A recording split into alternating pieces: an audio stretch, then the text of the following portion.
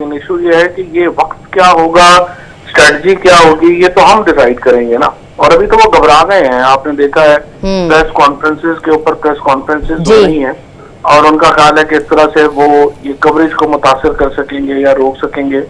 ہم نے گزشتہ 48 گھنٹوں میں، ویسے تو 10 مہینوں سے، لیکن گزشتہ 48 گھنٹوں میں تو ہم نے ان کو ناکوں چنے چبوا دیے، ان کو سمجھ نہیں آ رہی انہوں نے کرنا کیا ہے، اور یہ آگے آگے ہیں اور عوام ان کے پیچھے پیچھے ہے اور جوتے عوام کے ہاتھ میں. چوئی صاحب، آپ فواد چوئی صاحب، کیا آپ سمجھتے ہیں کہ آپ کی اس تحریک کا جیل برو تحریک کا ابھی سٹارٹ ہے، شروع ہے، اور ابھی تک آپ کو نظر آ رہا ہے کہ جو مقاصد آپ حاصل کرنا چاہ رہے تھے وہ مقاصد پورے ہوتے نظر آ رہے ہیں؟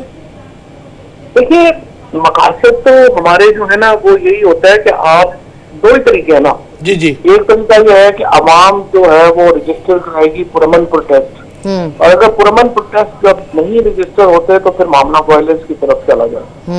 ہم نے 10 مہینوں میں ہر ممکن کوشش کی ہے کہ پروٹیسٹ جو ہے ہمارے وہ پرامن ہوں. ہمارے جو پی ٹی آئی کا ایک اوور آل ووٹر بینک بھی ہے، وہ بھی مڈل کلاس کا ووٹ بینک ہے، جس میں کہ فیملیز آتی ہیں، بچے آتے ہیں، اور یہ ایک سیاسی جدوجہد پرامن رکھنے کی ہم نے پوری ایک شعوری کوشش کی، اور ہم اپنی یہی کوشش کر رہے ہیں. لیکن دیکھنا یہ ہے کہ جو ریاستی ادارے ہیں وہ کس حد تک عوام کے پریشر جو ہے اس کو وہ بالکل ہی کوئی حیثیت اہمیت دینے کو تیار نہیں. اور مجھے لگتا ہے پاکستان کی لوگ جو ہے وہ اس کی آپ سمجھیے کہ کوئی کنکر ہے راستے میں پڑا ہوا، کچھ جو ہے وہ چھانٹ پہنچا، جس کی کوئی حیثیت تو خاص نہیں. یہ جو پاکستان کے لوگوں کو جس طرح سے ٹریٹ کیا جا رہا ہے پاکستان کی اشرافیت، وہ بہت خطرناک بھی ہے اور ناقابل قبول. اچھا فواد چوئی صاحب، نون لیگ کی طرف سے اسپیشلی جس قسم کا بیانات آ رہے ہیں وفاقی وزیر داخلہ کی طرف سے، مریم نواز شریف صاحبہ کی طرف سے، اور پھر عطا تارڑ جیسے جو لوگ ہیں جن کا اپنا تعلق جو ہے رفیق تارڑ کی فیملی سے ہے، یہ عدلیہ کو جو ملائن کرنا شروع کر دیا. اور اس کے بعد ان کے خلاف رانا ثناء اللہ نے بیان دیا کہ ہم ان کے خلاف ریفرنس 2 ججز کے خلاف سپریم جوڈیشل کونسل میں بھیج رہے ہیں. How do you see it, کیونکہ آپ بھی تو جورسٹ ہیں.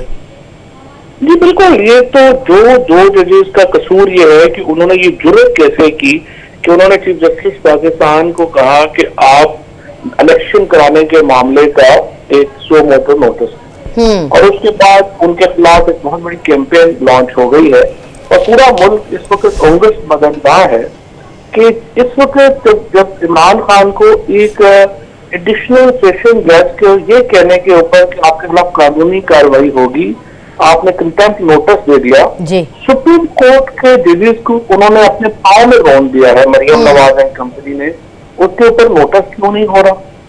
کون سی طاقت ہے جو چیف جسٹس پاکستان کے اوپر بیٹھی ہوئی ہے اور وہ اسے مجبور کر رہی ہے کہ وہ اپنے عدلیہ کا تحفظ نہ کرے؟ عدلیہ کو بائسڈ کہنا اٹس سیلف ایک کوسچنیبل بات ہے. فواد چوئی صاحب، ابھی ہمارے پروگرام میں سابق گورنر رفیق رجوانہ صاحب بھی تھے اور پھر پیپلز پارٹی کے لطیف کوسہ صاحب بھی تھے. ان دونوں کی رائے ایک تھی کہ جو صدر پاکستان نے جو اقدام کیا ہے، جو ڈیٹس اناؤنس کی ہیں الیکشنز کی، because there was no other option left، تو وہ آئینی ہے.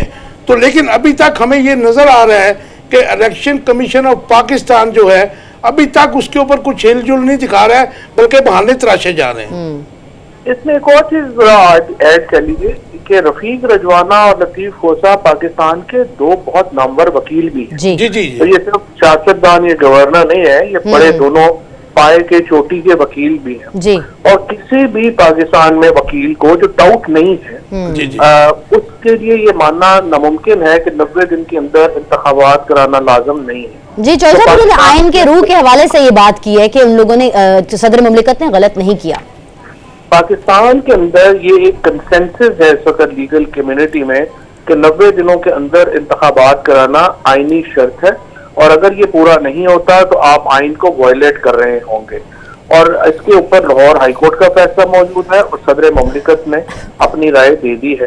اب پورا ملک سپریم کورٹ کو دیکھ رہا ہے کہ صدر مملکت کی یہ رائے امپلیمنٹ کرائیں گے یا نہیں کرائیں گے، اور یہی سپریم کورٹ کی جو موجودہ لیڈرشپ ہے ہسٹری میں، تاریخ میں ان کی جو مقام ہے اس کا تعین کرے. فواد بھائی، 1993 میں آپ کو تو یاد ہوگا کہ ایک نواز شریف کی جب گورنمنٹ تھی، صدر پاکستان غلام اسحاق خان کے ساتھ ٹسل چل رہی تھی، محترمہ بے نظیر بھٹو اپوزیشن میں تھی، تو پھر ایسا وقت آ گیا تھا، اس وقت بھی یہی حکمران تھے، تو اس کے بعد جنرل عبدالوحید کاکڑ نے بٹھا کر تو معاملات طے کرائے تھے. کوئی ایسا فارمولہ ابھی بھی نظر آ رہا ہے آپ کو جی؟ دیکھیں یہ تو اس وقت تو حکومت اداروں ہی کے پاس ہے، اور یہ حکومت جو بھی ہے یہ تو ایک ڈمی ہے جو آپ کے سامنے نظر آتے ہیں. جی جی. تو میری نظر میں تو یہ فیصلہ کرنا اداروں نہیں ہے کہ وہ کدھر جانا چاہتے ہیں، کیسے آگے بڑھنا چاہتے ہیں.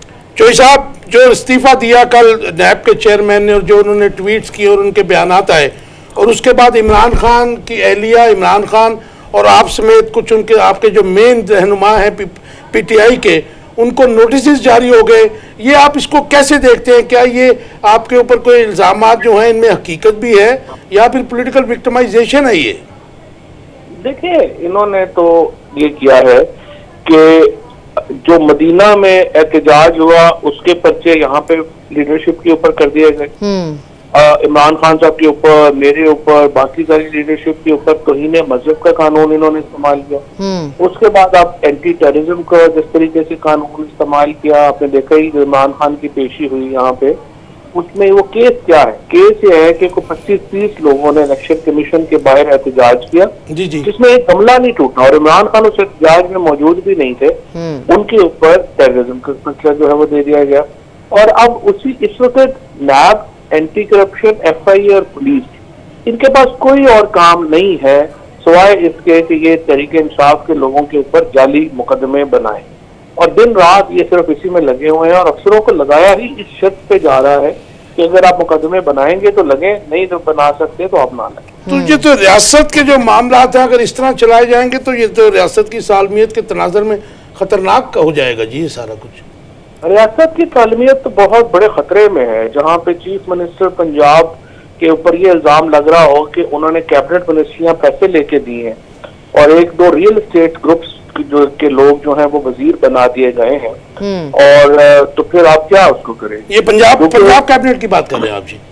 یہ پنجاب میں، اور خیبر پختونخوا میں تو اور بھی لطیفے آ رہے ہیں، جہاں پہ ایک مردہ شخص جو ہے اس کو وزیر تعلیم لگا دیا گیا، اور اس کے بعد وہاں پہ ایک پنجاب کے جو نیئر بخاری جو ان کے داماد کو یا صاحبزادے کو ان کو اٹھا کے وہاں پہ وزیر بنا دیا گیا، ان کے اپنے لطیفے ہیں. یہاں پہ معاملات اور سنگین ہیں. تو یہ اور اسی کے ساتھ ساتھ یہ کہ چیف الیکشن کمشنر کو کہا جا رہا ہے کہ آپ ہمارے اگلے صدر ہیں اور آپ ہمارے ساتھ رہیں، اور اس کے پاس وہ بالکل منشی ہی بنتے ہیں. یہ آپ بریکنگ دے رہے ہیں ہمیں کہ ان کو صدر مملکت کی آفر ہوئی ہے جی؟ جی.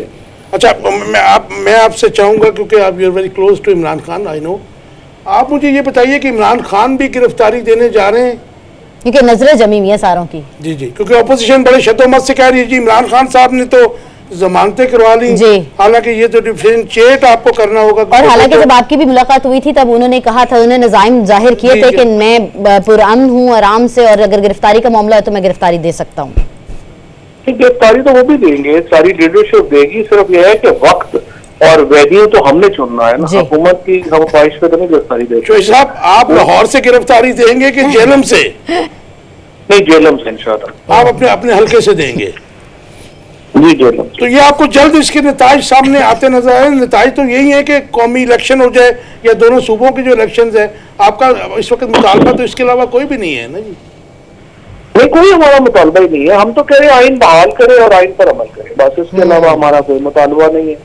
اور آپ دیکھیں یہ صرف آئین کے اوپر جس بہیمانہ طریقے سے، جس طریقے سے انہوں نے اب یہ نیا فائنانس بل پاس کیا ہے اس حکومت نے، جس کے نتیجے میں جو 20,000 روپے سے لے کے 1.5-2 لاکھ روپے تک کمانے والے خاندانوں کی تو انہوں نے چیخیں نکال دی ہیں. اور جتنی مہنگائی، ٹیکسیشن اس وقت ہو گئی ہے، 61 لوگوں نے بیٹھ کے وہ بل پاس کر دیا. اور قانون آئین یہ کہتا ہے کہ فائنانس بل جو ہے اس کو 15 دن آپ کم از کم ڈیبیٹ کریں گے تاکہ لوگوں کے سامنے صحیح چیزیں آ جائیں.